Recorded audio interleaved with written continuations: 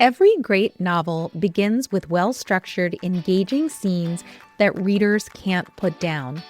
Which means if your scenes aren't living up to their full potential, readers will disengage, no matter how exciting the premise is, no matter how beautiful the prose is, and no matter how much they want to love your characters. Simply put, writing well-structured scenes is the key to writing a powerful, publishable, page-turning novel.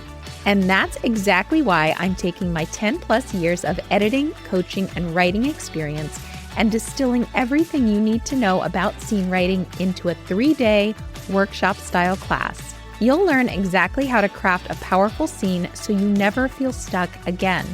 And you never have to wonder whether your protagonist has a worthy goal, whether there's real tension and suspense on the page, whether your character feels emotionally compelling and fully alive, or whether readers will stay engaged, because you'll already know. If you're interested in this class, you'll find the link right in the show notes. I can't wait to see you there. Hello and welcome to the Speculative Fiction Writing Made Simple podcast. I'm your host, Heather Davis. I'm a book coach, developmental editor, founder of the World Shift Writing Summit, and fellow storyteller. And this is the show that's all about how to brainstorm, write, edit, publish, and sell a powerful speculative fiction novel, and maybe just change the world too. Megan, thank you so much for being on the show. I'm super excited to chat with you today about hybrid publishing. Yeah, absolutely. It's my favorite thing in publishing right now. Yeah, it's such a fun topic, and I think it's something that so many people misunderstand that I'm just super excited to spend a little bit of time with you today and unpack it so that we can get everybody on the same page and know what it is. Heck yes, let's do it. Excellent. So, as your bio said, you are an acquisitions editor and a developmental editor at Atmosphere Press. And for those who don't really understand those terms, could you tell us what those mean? Absolutely. So as an acquisitions editor, I actually recently became the acquisitions manager. Snap. I know. Very nice. Congratulations. Thank you. I've, it's been it's been 3 years of editing, and now I get to do it with a whole team. It's a lot of fun. But as an editor, which is still primarily what I'm doing, is I review books with my editorial assistant. We review books that come into us, and we decide if we think that they are something that Atmosphere Press wants to work with. And we have a whole list of criteria for things that we're looking for, as well as one of the things that we're looking at is, do we think that this will earn its investment back? Or is this something that is going to be worth that author's investment? Because there's an investment from authors in hybrid publishing, but they get to keep their rights and royalties, which I'm assuming we're getting into in just a few minutes. But as an editor, that's all the things that I'm looking at. I'm looking at how, what is this book going to do out in the world? And then I want to talk with the author quite a bit about what their goals are for the book. I want to hear what they're looking for from a publisher. It's definitely a mutual relationship. We bring things to the table and the author brings things to the table, and we have to match. We have to be a match for each other. So it's like dating, you have to, you really have to be, companions, because it is such a team effort to get a book across the finish line. And so I'm judging all of that. I'm looking at what's this relationship going to look like? How's this book going to work in our system, with our editors? How is this book going to be out in the world? Does this book improve the reputation of Atmosphere Press and all of our authors at the same time? All of that good stuff. And then I also help them with the contract side of things. So helping authors understand the contract and like what parts of the royalties they get to keep and what royalties are. And, all of this stuff, all of the technical legal things, I help them with that too. Oh, excellent. So just in case there are viewers out there, listeners out there who don't necessarily understand the ins and outs of all of the possible publishing pathways. That was difficult to say. Yeah. So first, if you are thinking traditional publishing, that means that the publisher, not the author, takes on the financial and logistical responsibility for editing, designing, printing, distributing, and marketing the book. The publisher also pays the author in advance and royalties. And this would be things like the big five publishers, independent presses, and university presses. And then on the other end of that spectrum, it's self-publishing, where you do kind of everything yourself. You have to be the whole team, and you are responsible for hiring editors, hiring a cover designer, doing your own marketing and your own distribution. And then in the middle is you guys. So can you explain what hybrid publishing is? Because I know there are some people who think of hybrid publishing as vanity publishing, and it's not. It's kind of very, very different. And you guys do wear a lot of, there are some hats that you wear and some hats that you don't wear. So if you could speak to that. Sure, of course. So vanity publishing, the term, first of all, that term was created by traditional publishing primarily as a marketing tactic to dissuade people from self-publishing so that they could gatekeep all of the publishing. For sure. And so that's where that term comes from. And it has since evolved into a term for people who use hybrid publishers, but that's not really correct if you know what hybrid publishing is. So from the hybrid publishing side of things, it's really about how selective you are in the process. So a vanity press is somebody who would publish anybody with a credit card. And so they often don't read the books beforehand. They just take the books and then they do what you tell them to do on the book, and then they put it out in the world, and that is the end of your relationship. Hybrid publishing is more selective. So like an independent publisher would be, like a traditional publisher would be, that's what I do. I read every submission that comes to us, and I am looking for quality. I am looking for personal connection. I am looking for the right fit. All of those things that will judge if we're going to be a successful partnership. And I think your book will be successful out in the world. Of course, no one can ever guarantee that, but all of the things that tend to mean that your book will do well, then that's the work that that's the ones that we want to move forward with. And that's really an ethical reason from us. If we're asking you to make an investment, we don't just want to take your money and take your credit card and give you a book and then kick you out the door. We want you to have an amazing experience. And a part of an amazing experience is your book doing well, is your book selling, is finding a lot of readers. So did I answer the question? Did I get it? I get so passionate about it. I get lost in hybrid publishing. So and that definitely helps, I think, listeners understand that older term and what it can be applied to, and how true hybrid publishing and what Atmosphere Press and other presses like that are doing is just very, very different. Because I love what you said about how it would improve the reputation of you guys as well. You know what I mean? You guys want to be able to stand behind the books that you're publishing, and you want the authors to be happy with what it does out there in the world, which is so important. And I think the other aspect of that is, as a hybrid publisher, then what do you guys physically do for the authors that you work with? How, what part of the burden do you shoulder? Yeah. So our creative team takes on editing, cover art, really all art. So the interior design, proofreading, we do the spine, back cover blurbs, and then international print distribution. So our partners are KDP, Ingram Spark. We can do paperback, hardcover, ebook. We can do audiobooks.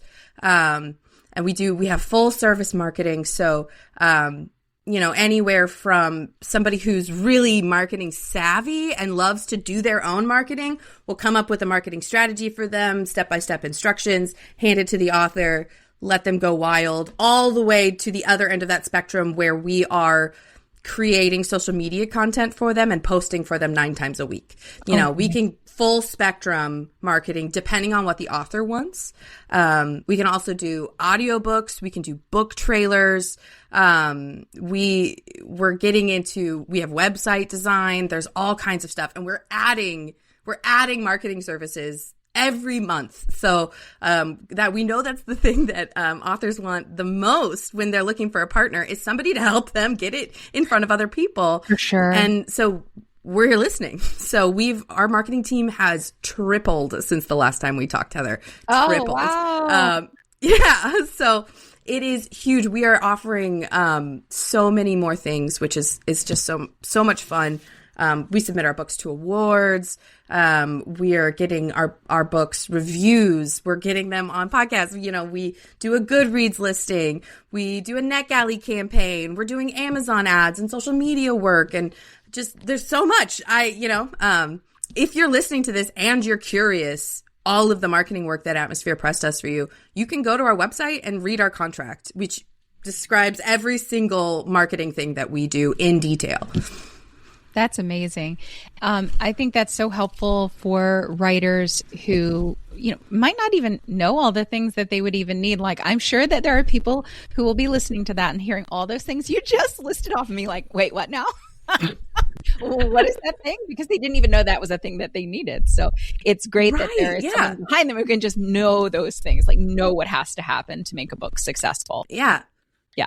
I think that's the best part of hybrid publishing is that you as the writer don't have to become a publishing expert. You can just be the writer, but you get the benefits of self-publishing. You get the ownership, you get the money of self-publishing, but you didn't have to figure out how to market your book. You didn't have to figure out how to upload your cover design to KDP. Yeah. R.I.P. Anybody who's ever tried to do that, I've heard some horror tales. I have. Yeah. So what would you say as far as as if you have 100 manuscripts come across your desk, how many do you deem that Atmosphere Press thinks is worth working with at that time? Yeah. So we only have enough capacity to move forward with at most 20 books in a month, maybe 30, depending on availability. So that's a pretty big team. We have a pretty big team. I think we're over 80 now. But we really, so that is our cap no matter what, no matter how many good submissions we have in a month, we can only move forward with that many because time is limited. We only have 7 days in a week, 24 hours in a day, and so we want to give that same level of quality work to everybody. We get several, I think we had 1,500 submissions, either in October or November, and we move forward with about 1% of that. Oh, wow. 2%. So it's generally less than 5%. Yes, we are very selective. It is, again, a lot of it is from capacity. But yeah, and so we will, if we get 100 submissions in this month and 100 of them are perfect, then we don't have time for you this month, but we can do you next month. We will take your book if it's good, if it's ready, but we are very particular about capacity. That makes a lot of sense. And I love that you guys are, you want to make sure that the same quality goes to all the books that you stand behind and that you support, which is great. Absolutely. Yeah. And so how much say would a writer have on things like cover design? I know some writers have, really want a lot of, so how much say do they get when all of this is done, or about editing and things like that? Yeah. So the answer is quite a bit. It's a very collaborative process. It's a big part of why we're so selective, especially about relationships, is because the author is really the captain of our team. So we don't have an editorial mandate. If an author doesn't want to take an editing suggestion because it ruins, the times that I've had this happen is when I was working with an author and it was a planned trilogy and they're like, but that ruins something in book 3. And I was like, great, tell me about why. Tell me why. And so we can get on board for it. Yeah. So they have 100% stamp of approval on all edits that get made. We can't force them to make edits. Then in the cover art process, we start with their ideas. So we ask them to send in examples of cover art that they like, cover art that they hate, cover art that embodies what they're looking for. And then we've got a process for our art team, Ronaldo, our art director, to get to know the book, to get to know the author. And then our team comes up with a gallery of options for them, and the author chooses. Author makes final call. We can go back and forth until we get it right. But it really, if you go look at all of our covers on our website, they're vastly different from one another. One, because it's this process that I just described, but every single author gave the final stamp of approval on their cover. Oh, that's amazing. And I just love that the author has so much input into what the book finally becomes, because I know that is very important to many authors. All right. So it's their book. Yeah, it's their book. And I think that, I know when I work with writers as well, I'm always like, at the end of the day, this should be something that you can say, I'm incredibly proud of. Like, this is my vision for it. No matter what that means about how it does in the world, I think an author just has to be deeply proud of their own work. Yeah. Yeah, absolutely. And just in the reality of how many books are published a minute, it's a terrifyingly large number. Yeah. You have to really think about, in the big picture, why are you doing this? Mm-hmm. Why are you publishing? Not everyone is gonna be Stephen King. There's one of him in like a billion of us, and we all should publish our books. We all should publish them. So why are you doing this? It's got to be because it's your book, it's your message, it's your ideas that we're getting out there. We're going to bring our expertise. We're going to tell you, hey, if you go from this to that, you might sell a lot more copies. What do you think? Yeah. And you get to decide what you really want. But if it, I like how specific we can get. I like that some of the authors that we've had come to us with books that the reason that they were publishing this book is he literally said, I want my kids to know what I've been doing for the last 40 years. Oh, I love that. I do too. I love it so much. And it was such a success. And then he's also got like library tours and all kinds of other stuff happening. But the reason he wrote the book is so his kids knew what he was up to. And I love that's amazing. All right. So you mentioned one time that we talked before that hybrid publishing is becoming really important in a world full of cookie cutter commercial books that tend to silence diverse voices. Can you elaborate on that? Ooh. Oh my goodness. Okay, yes. So I will preface all of this by saying no shade to traditional publishing about this because I understand why it happens, and it's really just a big group of people trying to feed their families. Totally understand. 100%. Yeah, so yes, I understand. But I also think that a big part of what that industry's job is to sell as many books as possible. Mm-hmm. And they have come to the conclusion that this one small type of book sells well, or whatever is trending is what's going to get them out there. And they're not publishing from the big picture of humanity. They're publishing from the small picture of profit and gain. Oh, I love that. And, yeah, it's true. And that's not for me, but that's okay that it is for them. And what that ends up being, because of where we are in our society today, what that ends up being is silencing brown voices, silencing queer voices, silencing pretty much anybody who isn't like perpetuating white supremacy. And these are big, broad, general statements. I'm not saying everybody who's been traditionally published is a white supremacist. Of course, I'm not saying that. But I am saying that, the things that easily sell aren't going to be the most challenging books, aren't going to be the books from a perspective that we've never heard of before. It's so true. They're not going to be these unique, niche voices that we absolutely need big picture humanity. So that's really where I think hybrid publishing shines.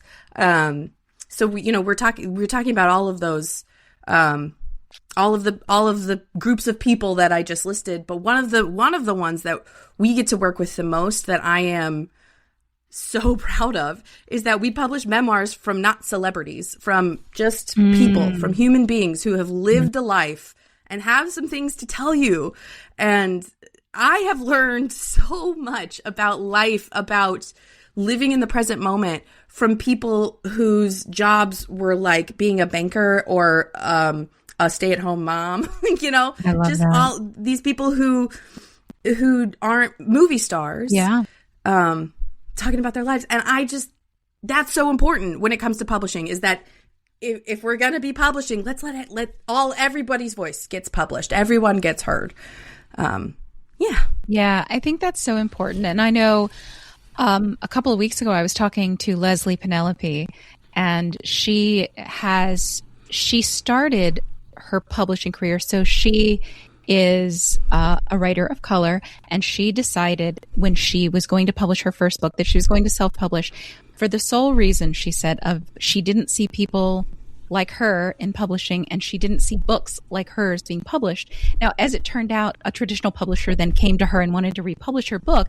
So, I mean, the quality of her Sure. novel, amazing, right? But she's like, she felt there was not even a reason to try to do it that way. So, I mean, I think that speaks to what you're saying about we need other options. You know, for someone now, Leslie Penelope is incredibly savvy with marketing, so she could pivot to self-publishing really easily, but not everyone who is an incredible writer with a great story is also an incredible marketer.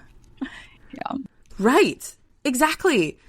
They're two different brains, and I certainly don't have the marketing brain. I sometimes wonder if I even have the writing brain, but I absolutely understand, right? Every time an author comes to me and is like, I don't want to post on social media, I'm like, girl, same, absolutely, I understand. Let me introduce you to Carly, our social media manager, who loves social media. Let her love social media for you. You don't have to worry about it. And I'm so glad that you brought up that example, because that's a great example of, there's obviously traditional publishers out there working on this, trying to diversify the voices that they publish. There's agents out there who are working on that. But that in it itself ends up, at the time that is the popular thing to be publishing, that ends up silencing other voices. So, it's all about you were like, there's a path for everyone. I don't know if we said it this time or the last time, but there's a path for everyone. There's a path for every book to get in front of people, and I am pro all of those paths. I'm even pro vanity publishing. I don't want to be a vanity publisher, and I don't want to vanity publish, but I'm fine. If you need your book out there in the world and that's your option, go for it. I hope that it goes so well for you. I hope that it's an amazing experience. I hope that people love your book. I just really want you to get published. No, I think that's such an important idea to understand. I know when I start working with clients, one of the first things I ask, is what is your goal for this book? And how broad is your definition of success? Because most people will say traditional publishing. And boy, do I struggle with this as someone who is going to work in the trenches with that writer to make this book the best book they can possibly write. Because I know the challenges of traditional publishing. I know how few books, even if you write an amazing book, it might just be that which books are out this year. Okay, but that feels so unfair to a writer who has spent maybe 1, 2, 3. Some writers come to me who've spent 20 years writing a book, and it's a great book when they're done. And I'm like, what? So how do you think about that as far as how would you speak to writers about broadening their definition of what success is and how we pivot and think about that? Yeah. So, I think about this all the time when I think about, I met somebody who had written an amazing teenage vampires book, but it was 2016. So it wasn't cool. Mm-hmm. It wasn't cool. It was just after Twilight and just before now that it's cool again. and I was like, oh no, that was a bummer, but it was an amazing book. And, so what I talk about with my authors now is that it's pushing a snowball downhill, perpetually downhill, that success should be that it gets pushed downhill a little bit further every day, because eventually you'll find your readers. There's as many definitions of success as there are authors, and there's something really beautifully unique about how little readers care about what's popular and like they just want to read what they like. Yeah. You know, and especially when we're talking about these genre fiction type things, those readers didn't stop liking that when the zeitgeist moved on to whatever's cool now. They didn't stop. So it's, you know, we can't define success always by New York Times bestseller, because I haven't read a book off that list in a long time. I gotta be really honest. So, because I like witch books. So I like speculative fiction books. So I read the witch books and I read the speculative fiction books, and I can, because I get my books like everyone from Amazon or from, you know, my local bookstores or wherever. And so I'm rambling a little bit to say that it's really just, I think success is about finding readers who love your book.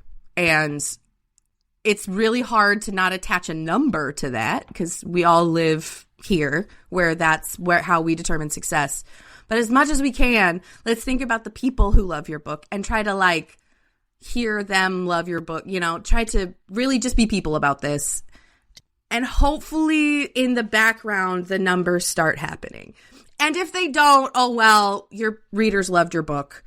The other thing that I want everyone to know is that all of the people that they're out there comparing their success to, Rebecca Yarros, for example, Fourth Wing. That's a good one. Published 20 books or something like that before the Fourth Wing blew up. Yep. And so don't stop at your first book if you don't get 100,000 readers in the first year. Don't stop. Keep publishing. The number one thing that will make your book sell better is having more than one book for sale.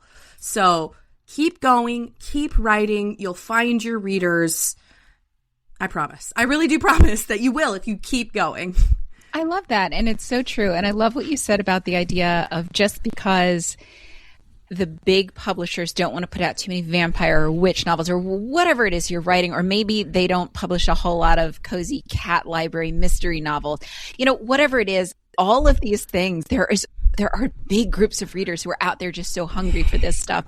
So it's like what we think of as pleasing, just the biggest publishers, it doesn't always represent where you can make a lot of impact and money if you just write the books that you want to write. I mean, I think, and do the best you can doing that thing.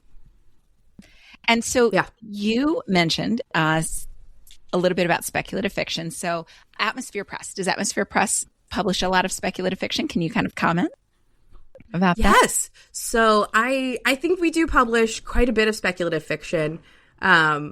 We publish in genres that we have people for, and we have a pretty good speculative fiction crew. I'm one of our speculative fiction editors, and I love it when I see some amazing speculative fiction come across my desk as an acquisitions editor.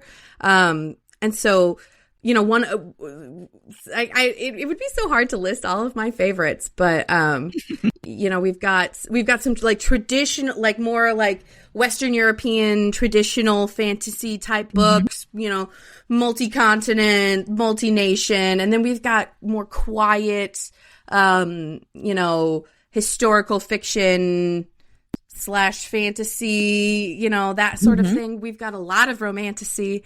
We've got some beautifully inventive books that I've gotten to work on where, you know, there's one book where these nuns travel space and time through tantric masturbation, and it's like beautiful. I love that. Gorgeous. They're amazing, and then they end up on Earth. It's really cool. So it's not out yet, so I can't talk about it just quite yet. Very fun. But yeah, we love speculative fiction there. We love it. And is there because I know writers are always worried about word count. What is the upper limit for word count for speculative fiction for you guys? Like, what's a good target? I mean, is there one? Like, where do you want them to land? I know I asked a terrible best question. One of the ones. No, this is a how fine many question. words can I throw at you and you not just tell me no immediately? Listen, here's the thing. Another good thing about hybrid publishing is I don't actually have a number for this. So don't send me a 450,000 word book. Don't do that. You wrote 3 books, in fact, with that book. For sure. But here's the deal. If you do send me a 450,000 book and I read it and I'm like, actually, this is 3 books, I'll tell you. And it's still not necessarily a no from me.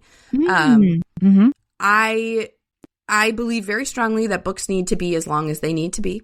That's often not as long as the author thinks they need to be. It's never as long as the author thinks. We all want to be like Stephen King and publish a tome. But no. Right. Or Brando Sando. I don't understand. Yeah, I've read every single word. So I do understand. Books need to be as long as they need to be. It proves my point.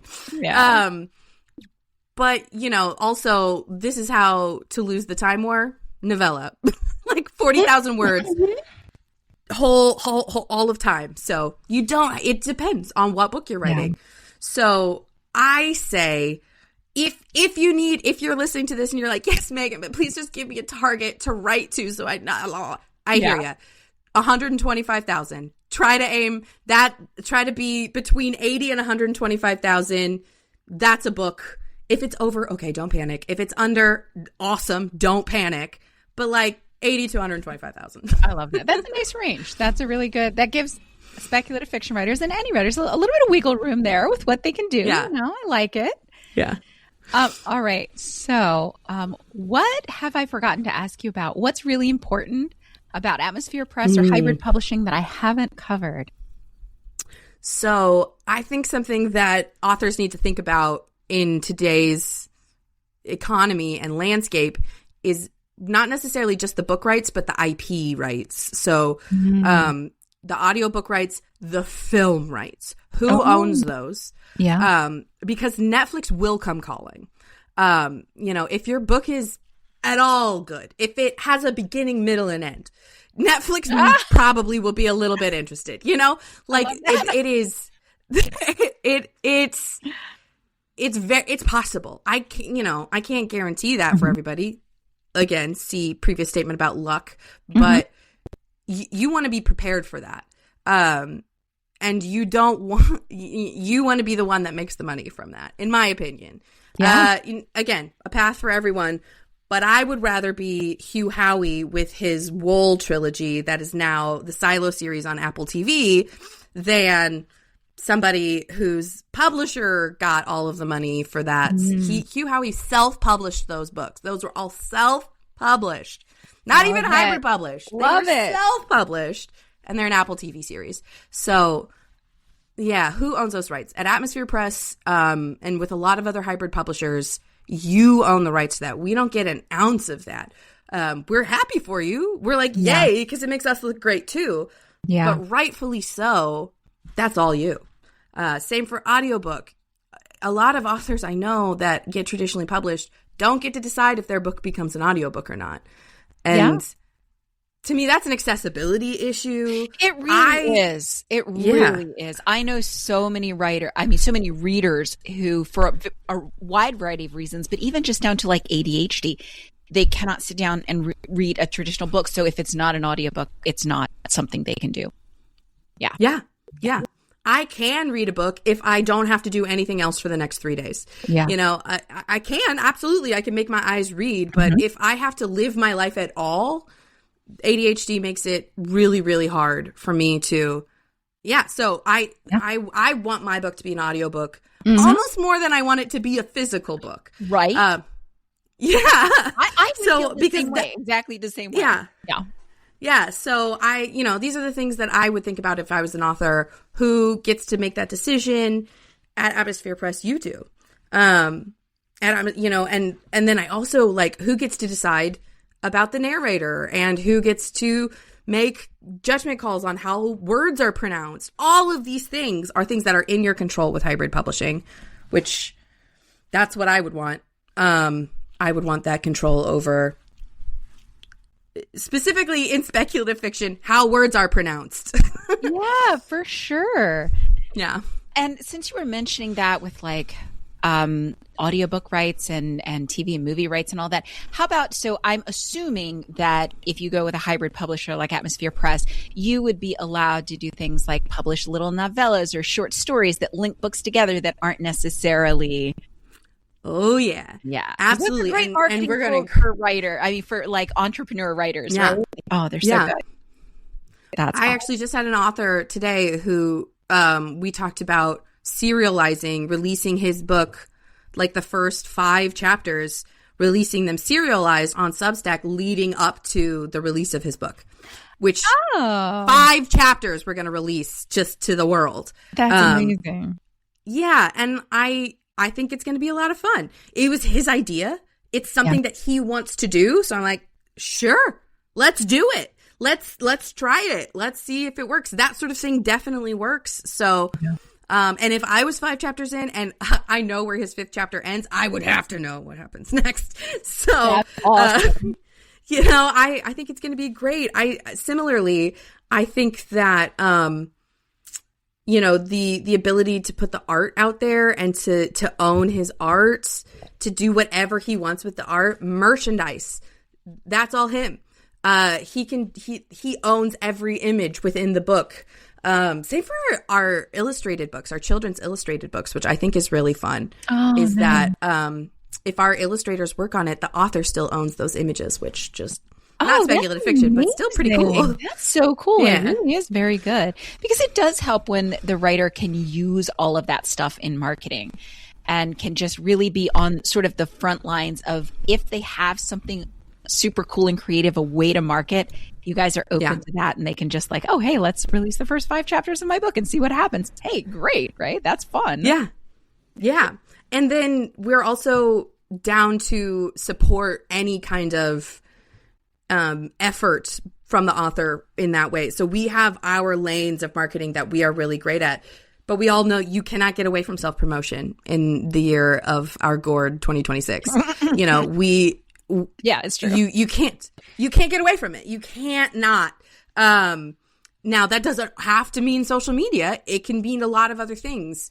But the other thing that we love to do for our authors is like let them buy their books from us at cost, and then they can take their books with them to do whatever they want with out in the world. So that, you're not required to buy any books, but it's really a great way to get new readers, to do that self-promotion type thing, to set up a reading at your library, to set up a reading at your coffee shop, all of those things that you don't need our permission to do. We want to support you for sure, but you are in charge. And so you don't even have to ask forgiveness, or permission. You just get to live your author best life. I love that so much. All right. Well, thank you so much for telling us all this about hybrid publishing. I feel like I've learned a lot today, and I know our listeners certainly have. And is there anywhere, if someone's listening to this and like, you know what, Atmosphere Press sounds really interesting to me, where would you like us to direct them? Check out our website, atmospherepress.com. Literally anything you could want to know about us is there. You can read our bios, you can see our contract, you can see our pricing, you can book a meeting with me, you can see every book we've ever published in the last 10 years. Like, I really challenge you to find a question that isn't answered by our website. That's amazing. All right. Well, if you're listening to this episode, you will definitely find a link to Atmosphere Press right in the show notes. So definitely go check that out and, see their contract and all of their stuff and all of their pretty wonderful books. And you can see if that sounds like something that's appealing to you. All right, Megan, thank you so much for being here today. I really appreciate it. Yeah, of course. It was my pleasure, Heather. All right, my friends, that's it for today, but don't disappear just yet. If you're not on my email list, go fix that immediately by clicking on the link in the show notes. If you get on my list, that's where all my free classes live. That's where all my paid classes live. That's where I announce my writing sprints and where all the behind the scenes writing magic lives.